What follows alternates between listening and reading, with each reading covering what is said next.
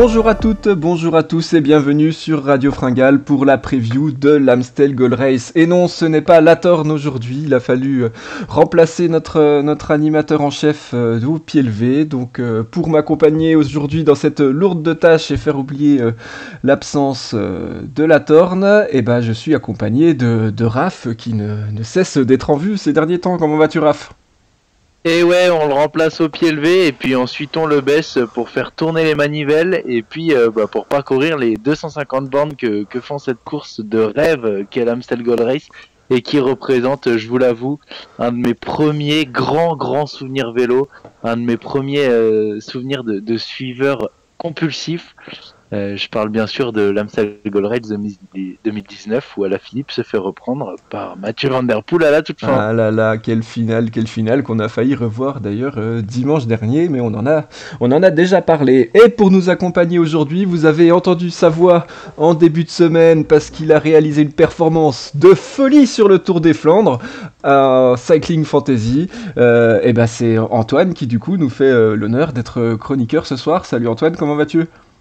Bonsoir à tous, bonsoir. Bah écoutez, c'est un honneur pour moi aussi d'être ici. Merci beaucoup de m'avoir fait l'honneur de m'inviter ici. On va parler d'une course qui suit donc le Tour des Flandres et en espérant faire une performance presque égale à celle que j'ai faite. La grosse tête, c'est tout ce qu'on te souhaite, mais tu peux encore faire mieux, tu sais. Hein. Nous, on y croit. Toujours. Nous, on y croit. On peut toujours faire mieux. Ouais. Alors les gars, du coup, en petite intro, je vous ai préparé un petit quiz sur le palmarès du coup de la seule classique néerlandaise du calendrier. Alors chacun à votre tour, vous allez me citer un coureur qui a remporté l'Amstel Gold Race. Et le premier, soit qui me cite un coureur qui n'a jamais gagné l'Amstel Gold Race ou qui n'arrive pas à trouver de coureur, et bah du coup a perdu. Donc okay. Je vous laisse voilà, chacun votre tour, je valide ou pas à chaque fois. Et bah honneur à Antoine puisque c'est notre invité pour ce soir. Oh merci, c'est trop beau. Et c'est surtout pour que je puisse dire au moins un nom. Je vais voler la vedette et le cours préféré de Raph, mais Van Der Poel. En 2019, Raph. Ok, et ben moi je vais dire suite 2021 pour te couper l'herbe sous le pied. Wout van Aert, légitimement ou illégitimement, ça c'est la question qui se posera. Antoine. J'ai pas envie de dire de bêtises, j'ai peur, mais Kwiatkowski l'a pas gagné une année ? En 2015, bien emmené par Alaphilippe d'ailleurs, avec le maillot de champion du monde Kwiatkowski. 2015, ouais. Raph. Bravo, Adrie Van Der Poel, le père de Mathieu Van Der Poel. Yes, en 1990. Alors, j'ai pas envie de dire de bêtises, mais le premier gagnant, il est français et je sais plus, c'est pas Seplinski, un truc comme ça. Ah là là, il faut. Alors, si tu te lances dans le premier vainqueur, il faut l'orthographe exacte et le nom exact. Hein. Oh là là, je vais dire Seblinski. C'était Jean Stablinski. Oh, Stablinski, ah là là. Mais t'étais pas loin, mais ouais. Bon victoire de Raph sur cette épreuve palmarès. Est-ce que je peux rajouter Eddy Merckx ? Tu peux rajouter Eddy Merckx, tu peux rajouter Bernard Hinault, Philippe Gilbert et tant d'autres qui l'ont gagné et surtout le recordman de victoire Jan Raas qui a remporté 5 fois l'Amstel Gold Race. Voilà. Ok. Année 70 fin des années 70. Il a gagné 77, 78, 79, 80, 82. Ok, 4 fois de suite. Voilà, pour le petit... On dirait Alejandro Valverde sur la Flèche Wallonne. Ouais, c'est un peu ça. C'est un peu ça. Et alors, je crois que, quand même, pour faire honneur à Latorn, Antoine, tu nous avais préparé une petite charade. J'ai une petite charade pour vous. J'espère qu'elle va être pas trop compliquée, mais normalement, vu votre niveau de ce que j'écoute, ça devrait aller. Alors, mon premier sert à voyager sur les routes. Mon second est un endroit où déguster de doux breuvages. Mon troisième est un pronom personnel. Et attention, mon tout est un coureur qui a obtenu une seconde place sur le Rondé et sur les mondiaux. Dylan Van Barle. Dylan Van Barle, bah oui. Oui, Dylan Van Barle. Yeah. Van Barle. Van Barle, ah ouais, ok. Van Barle. Ouais. Ah, bien joué, le van Ouais. était dur, hein. Ouais, Ouais, c'est c'est ça. pas facile. J'avais le bar, mais du coup j'étais parti sur autre chose. Mais bon, bah bravo. Ah, j'avais Raph. oublié qu'il avait fait deuxième des mondiaux. Bah, il fait ça derrière la Il y a Philippe pas l'année longtemps, dernière. l'année dernière. Mm. Ouais. L'année dernière, mais ouais, bien, Mm. bien joué, merci. Mais pas de Eh ben merci pour cette charade avec des références trop récentes du coup pour moi. J'étais encore bloqué sur Yann Ras. Alors au niveau du parcours de cet Amstel, donc on va voir un petit peu ce qui attend les coureurs dimanche. Raph, est-ce que tu peux nous en dire plus? Mais bien sûr, au départ de Maastricht, cette course qui fait 250 km tout de même est relativement longue et relativement escarpée puisqu'il y a 3412 mètres de dénivelé positif, ce qui va pouvoir mettre les jambes de nos coureurs à rude épreuve. Et donc, on peut voir sur ce parcours que après quelques kilomètres de plat, environ 70 au début, on arrive dans les monts sur différents circuits qui tournent à peu près autour des 10-15 mêmes villages et ça fait que monter, descendre tout le temps. C'est vraiment une course d'usure sur le début, une course d'usure très difficile et on arrive ensuite sur le circuit final qui comprend donc le Cauberg qui est situé à environ 1 kilomètre de la ligne d'arrivée. Mais il est à noter que ce Cauberg n'est pas emprunté sur le dernier tour. Donc ça veut dire que les coureurs vont emprunter un tour qu'ils vont répéter plusieurs fois en passant par ce Cauberg, le Cauberg dans lequel avait attaqué Mathieu Van Der Poel l'année dernière, dans lequel Primož Roglič avait eu son ennui mécanique. Mais donc dans le dernier tour, il y aura environ 14-15 km qui ne vont pas comprendre le Cauberg dedans. Le dernier mont sera le Bemelerberg à 7 km de l'arrivée environ, qui va forcer, et qui est beaucoup moins dur que le Cauberg, hein, et qui va donc forcer les coureurs à innover, à tenter des choses, peut-être de plus loin, peut-être des sorties dans le dernier kilomètre à la Stuyven sur Milan-San Remo l'année dernière, qui sait. Mais en tout cas, c'est un parcours qui appelle très souvent un petit groupe de coureurs, 2 à 4 coureurs, à sortir, à s'échapper dans les 20 derniers kilomètres et parfois, comme en 2019, à être rattrapé par l'arrière de la course et comme ça a bien failli arriver, notamment en 2021, l'année dernière. Et donc ouais, du coup le final, comme tu le disais, il a changé. C'est en 2017 que les organisateurs ont modifié le final. Avant, on arrivait juste après le Cauberg. Qu'est-ce que ça a changé pour vous, du coup, cette arrivée? C'est vraiment une course plus ouverte maintenant? Bah, c'est une course plus ouverte du fait que les coureurs sont obligés d'attaquer plus loin, de se découvrir plus tôt. Et donc, de risquer beaucoup plus de se faire reprendre, d'arriver à bout, et peut-être même la fringale. Ah, la fringale guette, faut pas La l'oublier. fameuse. Antoine, un petit mot sur le parcours? Ouais, écoute, bah, je l'ai sous les yeux. C'est vrai que, comme dit Raph, au début, c'est vraiment du plat sur 70 km. Et après, voilà, on arrive dans les monts. Et c'est vraiment, oui, comme tu dis, c'est montée et descente en permanence. Et c'est vrai qu'il y a cet enchaînement à la fin de Cauberg, Golemmerberg et Bemelerberg. Pas facile à dire. Mais c'est vraiment les 3 derniers. Et peut-être même une attaque dans le Cauberg, hein, qui sait, pour quelqu'un qui est costaud, qui a les cannes costauds. Et qui pense pouvoir faire les 2 derniers, peut-être à bloc, pour ensuite avoir une portion plus plate vers l'arrivée. Qui sait, peut-être que l'attaque elle peut être dans le dernier, voire même dans le Cauberg. Oui, On parce sait qu'il pas. il reste que 20 bornes du coup après le Cauberg, Il reste- donc Ouais, il reste que la 20 course bornes, elle donc, peut se décanter à ce moment-là, voire Mm. même avant, c'est vrai. Alors du coup, pour cette course, qui va décanter cette course, mais surtout qui va remporter cette course, messieurs? Tout le monde a hâte, voilà, de connaître vos compositions, du moins une partie. Alors déjà, on va passer aux favoris de la course. Et Antoine, en tant que maître Cycling Fantasy, bien sûr, de faut pas notre dire ça. émission. Alors, quel est ton favori? Quel favori as-tu mis dans ton équipe pour l'Amstel Gold Race de dimanche? Écoutez, je me suis fait mal. Je vais surprendre beaucoup de monde, mais c'est Mathieu Van Der Poel, mon favori.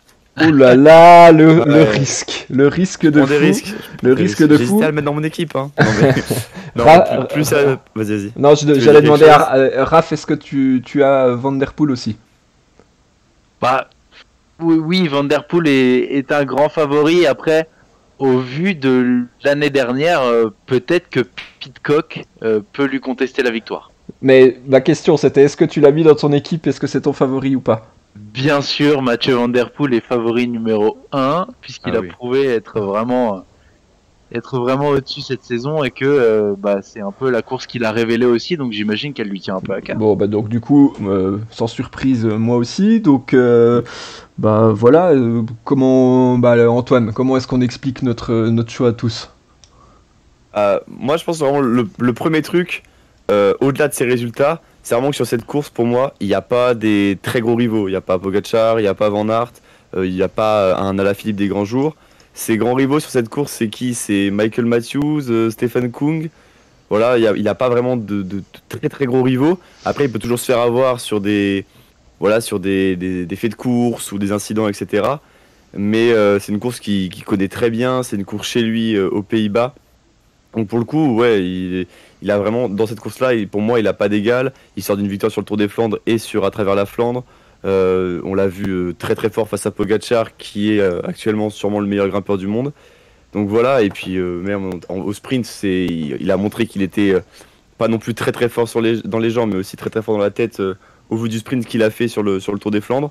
Donc voilà, pour le coup, c'est vraiment tout ça qui me fait dire que c'est l'ultime favori de cette course. Ouais. Et Raph, est-ce que tu penses pas que il y a des risques quand même que Van Der Poel il se fasse piéger à la fois par le parcours atypique de l'Amstel, mais aussi parce que c'est l'unique gros favori. Comment est-ce qu'il devrait courir Van Der Poel?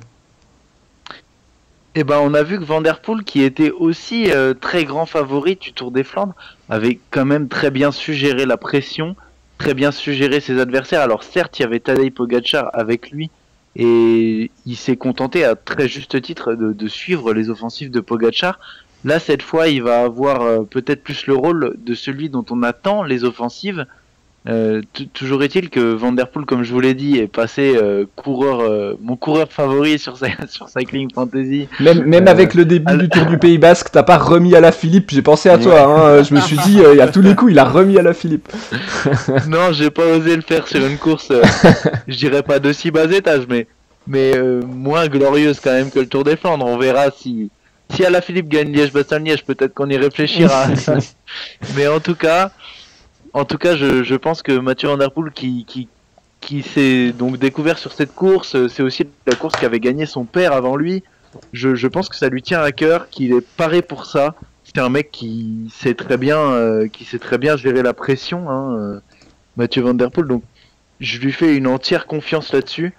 Mais d'un autre côté, comme je vous l'ai dit, Thomas Pidcock, qui, je vous rappelle quand même l'année dernière, est allé chercher au sprint le mec qui a réussi à régler le sprint des Champs-Élysées. Donc ce qui veut dire que c'est quand même un très très grand sprinter, Van Aert. C'est un des meilleurs sprinters au monde. Et Thomas Pidcock, avec son tout petit gabarit, tout cuss comme ça, là, après une course de 250 bornes, a réussi à aller faire jeu égal avec lui. On se rappelle tous de la photo finish où on a l'impression de voir Pidcock gagner, mais finalement c'est Van Aert. Mais finalement, non, c'est Van Aert. Donc du coup, j'en conclus je pense... que Pidcock est ton outsider? Non, Pidcock n'est pas mon outsider. Ah. Pidcock, c'est quasiment un favori en fait à ce niveau-là, parce que s'il arrive avec Mathieu Van Der Poel et que c'est Mathieu Van Der Poel qui a fait les efforts avant pour attaquer, comme il l'a fait en 2019 par exemple, où si vous vous rappelez bien, il attaque 4 fois. Il attaque 4 fois dans la course et va gagner au sprint à la fin, donc c'est quand même monstrueux. Mais si Pidcock la joue fine, que Mathieu Van Der Poel ne rechigne pas à faire les efforts, je pense que Pidcock peut aller le titiller au moins au sprint final. Ok, donc du coup, toi, tu nous annonces on va dire pas en outsider, mais en deuxième favori, Tom Pidcock. Ouais, clairement. Je pense qu'il va être là dans le final au vu de ce qu'il nous a montré et qu'il va pouvoir essayer éventuellement d'aller chercher notre Mathieu Van Der Poel préféré. Antoine, qui est-ce que t'as mis toi en outsider? Mon outsider, j'ai mis un coéquipier de Wout van Aert, j'ai mis Christophe Laporte. Ok. Christophe Laporte parce que 9ème sur le Ronde D, il fait deuxième à Gent-Wevelgem, deuxième derrière Wout van Aert à l'E3. Il gagne la première étape de Paris-Nice, donc oui, il fait vraiment des très bons résultats cette saison. Il fait 8ème à Kuurne-Bruxelles-Kuurne.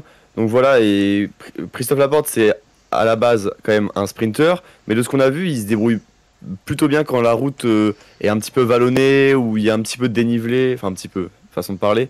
Mais voilà, il se débrouille quand même super bien dans ces conditions-là. Et voilà, je trouve que c'est... Tu vois, à la différence de par exemple Stephen Kung ou Van Barle, etc., c'est quelqu'un qui, à la dernière course, pour moi, c'est un petit peu fait oublier. Il finit 9ème, il n'est pas, entre guillemets, sous le feu des projecteurs, et du coup, il sera peut-être moins surveillé que, comme Raph le disait, un Pidcock ou un Stephen Kung. Du coup, je me dis, Christophe Laporte, il peut être bien placé au sprint à la fin, s'il arrive à suivre les roues comme il est capable de le faire, bah, au sprint, il peut être... il peut facilement avoir un podium. Alors après, c'est facile de dire ça comme ça, mais on verra pendant la course s'il n'a pas de problème. Après, ça se trouve, à tout moment, il peut lâcher parce que c'est trop compliqué, que c'est trop dur et que les gens ne suivent pas. Mais oui, c'est lui mon outsider. Et est-ce que tu penses pas, alors moi c'est un petit peu une question que je me pose, est-ce que le fait qu'il n'y ait pas Wout van Aert avec lui engagé, est-ce que c'est pas finalement un handicap pour lui? Parce que alors sur les courses du début de saison, j'ai eu l'impression que quand il y avait Van Aert, il était hyper libéré, il courait de manière offensive. Alors même si je crois que c'est Kuurne-Bruxelles-Kuurne où il se fait rattraper à la fin et il n'y avait pas Van Aert. Mais quand j'ai vu la course de dimanche, enfin voilà, je l'ai déjà dit dans la dernière émission, moi j'ai vraiment eu l'impression que les Jumbo ils étaient bridés, ils savaient pas comment courir. Est-ce qu'il n'y a pas du coup le risque que Laporte il soit à nouveau un peu perdu et qu'au niveau tactique il sache pas trop comment faire? Il y a ce risque-là, ouais, mais après, la dernière course, tu dois rouler contre Van Der Poel, Pogacar, donc tu les vois, Pogacar quand il attaque, il rattrape vraiment tout le monde, et même Madouas, il a énormément de mal à suivre, bon, il s'accroche vraiment fort, mais après, bon, c'était les deux meilleurs, là, Van Der Poel sera le plus fort, c'est sûr, mais après, du coup, il y a beaucoup, entre guillemets, d'outsiders qui, ils vont peut-être plus collaborer ensemble, et Christophe Laporte, je trouve, dans ce rôle-là, de rouler avec... un autre groupe de coureurs à 6 ou 7, et là-dessus il peut facilement se mettre dans les roues, et même s'il n'y a pas Wout van Aert à emmener et que comme tu dis il peut pas peut-être courir plus librement, il peut quand même être là, il peut quand même sortir son épingle du jeu s'il faut, que ce soit sur un sprint ou même sur une attaque en montée, on ne sait pas, mais oui, je pense que même s'il n'y a pas Wout van Aert, on peut toujours le retrouver bien placé. Ouais, je pense qu'il a intérêt à être offensif, hein, de toute façon. Ils ont cette expérience-là aussi sur le round 2 d'avoir couru sans Van Aert, d'avoir fait l'erreur, en fait, d'être bridé. Bien sûr, ouais. Et du coup, peut-être de se dire, ok, faut pas que ça... Enfin voilà, revenir sur cette erreur-là et se dire, il faut qu'on y aille, il faut qu'on tente, il faut qu'on court comme d'habitude, et courir comme d'habitude, c'est courir libéré. Et vous pensez que Laporte peut sortir, peut lâcher Van Der Poel, ou peut se faire oublier au point que Van Der Poel décide de pas le suivre? Moi je pense qu'à la pédale, de toute façon, à la pédale en ce moment, on a bien vu que personne ne pouvait lâcher Van Der Poel. Mais ça peut être sur un coup tactique, si c'est hyper loin de l'arrivée. Alors en général, c'est pas ce qui freine Van Der Poel, mais peut-être que Van Der Poel se dirait ah bah non, c'est bon. Ça m'étonnerait qu'il se dise ça, mais on sait jamais. On se rappelle de Tirreno l'année dernière. S'il attaque à 100 bornes et que Van Der Poel se dit bah non, j'ai encore 2 équipiers, j'attends un peu. Même si je pense pas que ce soit le cas, on sait jamais, mais après c'est sûr que de toute façon l'énigme c'est comment arriver à battre Van Der Poel. Hein. C'est ça, c'est un peu le principe. Du coup, moi j'ai un autre nom qui pourrait peut-être battre Mathieu Van Der Poel, c'est Michael Matthews. Alors, pareil. Michael Matthews, c'est pas quelqu'un que j'ai l'habitude de mettre dans mes compos, mais pourtant il fait souvent des bonnes places, il est toujours présent. Et alors il y a 2 raisons qui font que moi je l'ai mis et que je pense qu'il peut très bien marcher dimanche. Déjà, il fait un super début de saison. Il a fait 4ème de Milan-San Remo, il fait 11ème sur le Tour des Flandres le week-end dernier. C'est pas la course qui lui correspond le mieux. En plus, moi je pense, il a pas forcément une énorme expérience sur les pavés, même s'il il avait déjà fait 6ème en 2019. Donc son début de saison montre qu'il est très en forme. Je sais que l'Amstel Gold Race c'est une course qu'il apprécie, et l'année dernière il termine 4ème. aussi de cette course. Donc c'est quelqu'un qui est... Lui, le changement de parcours a été bénéfique. Pour lui, c'est lui qui règle le sprint derrière Van Aert, Pidcock et Schachmann. Et je me dis que s'il y a une arrivée groupée, eh ben, il peut peut-être bien s'en sortir. Donc voilà, moi j'avais pensé à Michael Matthews, je le vois bien faire une grosse perf dimanche. Et bah écoute, Michael Matthews c'est aussi mon outsider. On peut pas mettre 3 favoris, 4 outsiders, monsieur Raff là. ça va pas du tout ça. Non, tu nous as dit Pidcock. Non, Pidcock c'est mon deuxième favori. Non mais Non, c'est 3 favoris, 8 outsiders. Je ziote comme toi sur Michael Matthews parce que c'est vrai qu'il fait un gros début de saison et sa 11e place sur le Round 2 qui est une course relativement difficile fait quand même penser qu'il est capable d'aller chercher cet Amstel Gold Race, surtout s'il termine au sprint avec Mathieu Van Der Poel. Je t'avoue que je le vois pas s'échapper, je le vois pas assez fort pour aller. Puis c'est pas aller lâcher dans les monts, c'est pas son style en plus. Lui dans les monts, il suit, il a les capacités physiques pour suivre, et puis après il a une pointe de vitesse qui lui permet aussi d'attendre. Mais voilà, c'est ça. Mais on l'a vu sur le sprint très difficile de la première étape du Tour de Catalogne, aller battre Sonny Colbrelli, qui est considéré comme un des meilleurs sprinteurs de sprint difficile et de courses comme celle-ci du monde. Et franchement, je lui fais une belle confiance. Et même s'il finit pas premier, mais qu'il finit 4e comme l'année dernière par exemple, ça vaudra le coup de l'avoir mis. Et voilà, donc si Raph tu n'as plus d'outsider à nous proposer, on va passer au coup de cœur. Au coup de cœur. Alors Antoine, quel coup de cœur as-tu choisi pour la course de dimanche? J'ai choisi un coup de cœur, un coureur que j'aimais beaucoup, mais qui les dernières années m'a pas mal déçu quand même. Et là je l'ai remis en coup de cœur, c'est Warren Barguil. Warren Barguil, c'est mon coup de cœur pour cette course. Pourquoi ?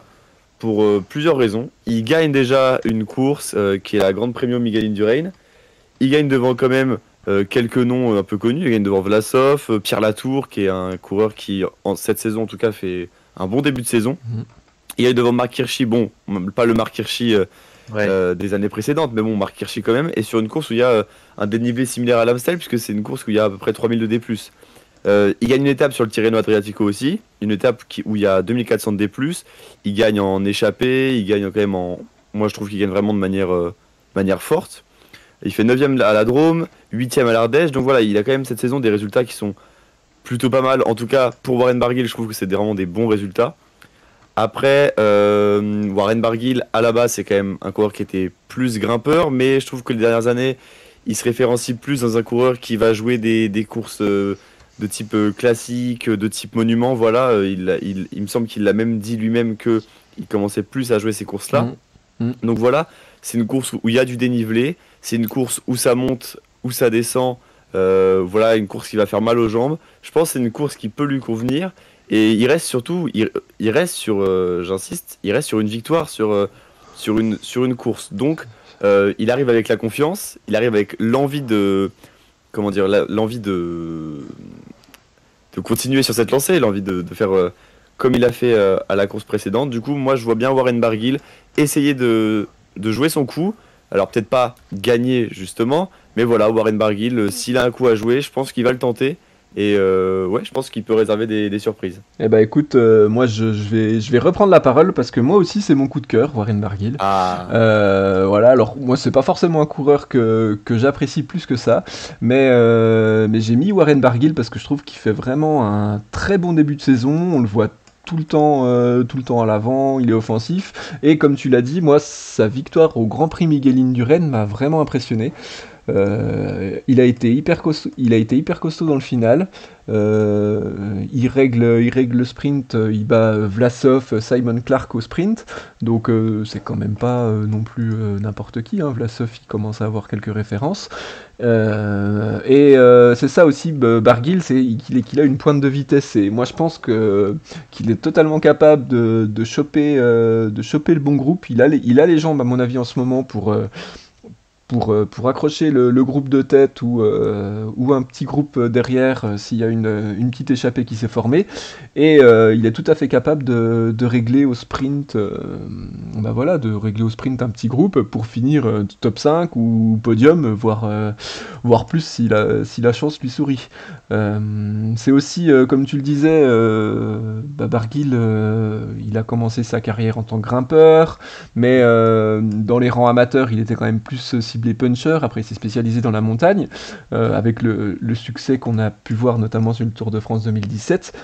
Et depuis, ça fait peut-être 2-3 ans où il est en train un peu de se remodeler en puncher. Et je trouve que ça lui réussit plutôt pas trop mal. J'ai regardé aussi, alors il a fait souvent des bonnes places sur la flèche, sur Liège-Bastogne-Liège aussi. Je crois qu'il y a une année, il doit faire 2 fois dans le top 10 sur 2 années. Enfin bon, bref, j'ai plus les résultats en tête. Mais par contre, sur l'Amstel, il a jamais trop. Alors, il a moins couru aussi ces dernières années. Il l'avait fait en 2017 et puis l'année dernière. Voilà, l'année dernière, il fait 25e. Ce qui est pas un résultat 5e de la flèche en 2021. Voilà, par contre sur la flèche il est toujours proche dans le top 5 ou dans le top 10 mais je pense vraiment que l'Amstel ça peut lui convenir, donc voilà un petit coup de cœur aujourd'hui pour Warren Barguil. Raph, combien as-tu mis de coups de cœur? C'est ça la vraie question. Voilà, c'est ça. Non, la vraie question c'est quel est ton coup de cœur? Eh bien, mon coup de cœur n'est pas Warren Barguil, messieurs, dames. Et ce n'est pas une question de points, de crédit, puisqu'il me reste 200 crédits, en fait, après avoir fait mon équipe. Mais je pense que je vais la laisser comme ça. Et mon coup de cœur, c'est un très jeune coureur de 19 ans, qui n'a jamais gagné en World Tour pour l'instant. C'est Juan Ayuso. Ah, j'avais hésité à le mettre dans l'équipe, et finalement, je ne l'ai pas mis. Mais vas-y... Raconte-nous alors, pourquoi. Il fait un très très bon début de saison, puisqu'il fait 14e du Faune Ardèche, 4e du Faune Drôme, 2e du Trofeo Lagueglia où il est en échappée avec 2 de ses coéquipiers, et où il fait un très bon Tour de Catalogne, une 2e place, une 6e place, une 4e place et une 5e place au général.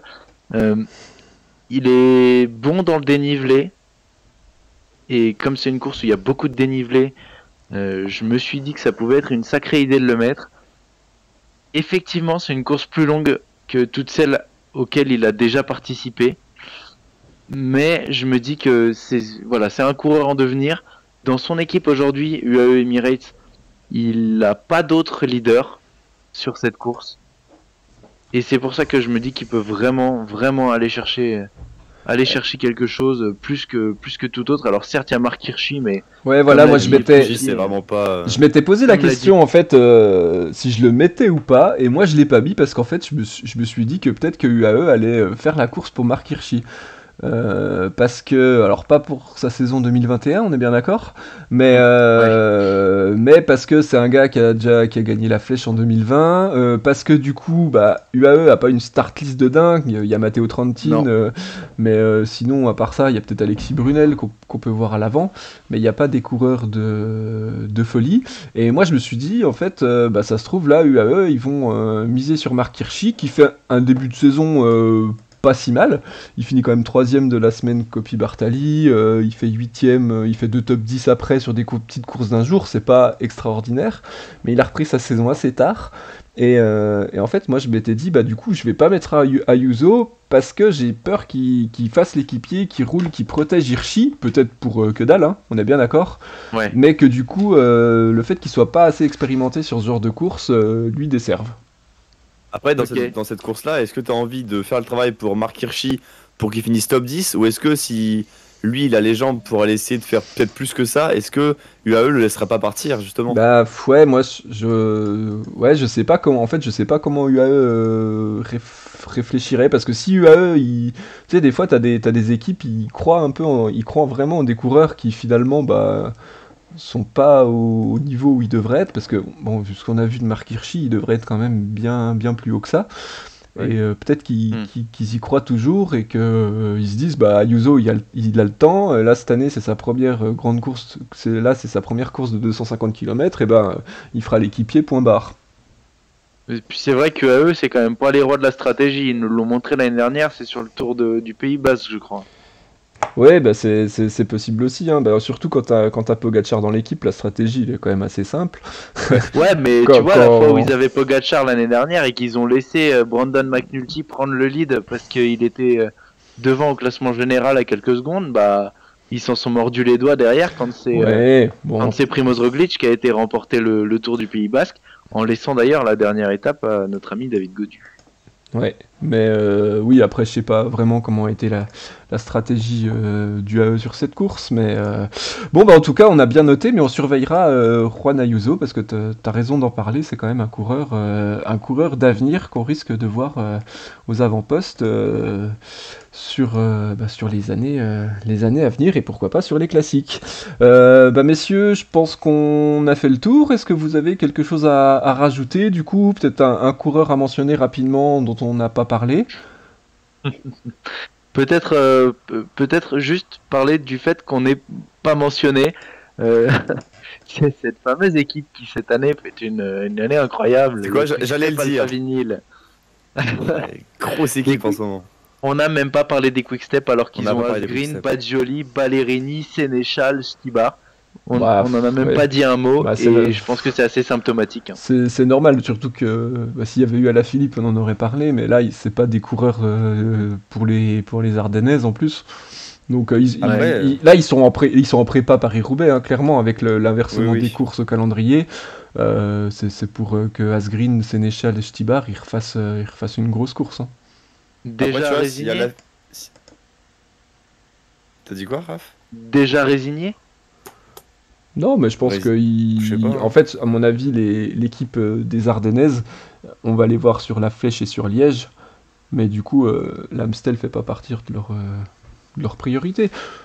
On verra ce que ça donne dimanche. Antoine, tu voulais rajouter quelque Ouais, chose? je voulais rajouter par rapport à Kuxa, je voulais dire justement que même si Alaphilippe il avait été là dans l'Amstel, je pense que je l'aurais pas mis dans mon équipe par exemple.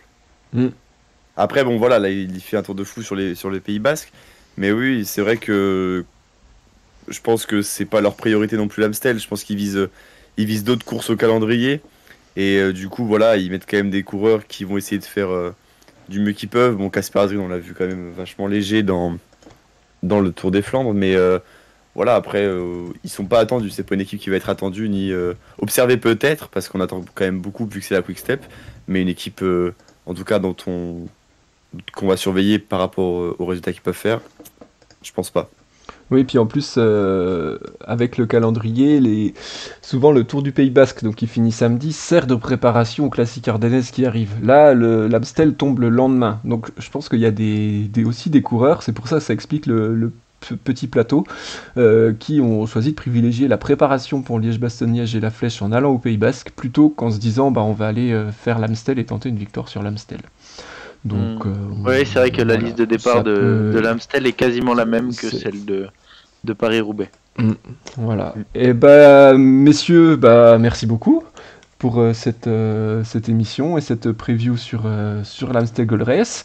Bonne course dimanche. Chopez pas trop le tournis avec tous ces virages et ces enchaînements de montées et descentes.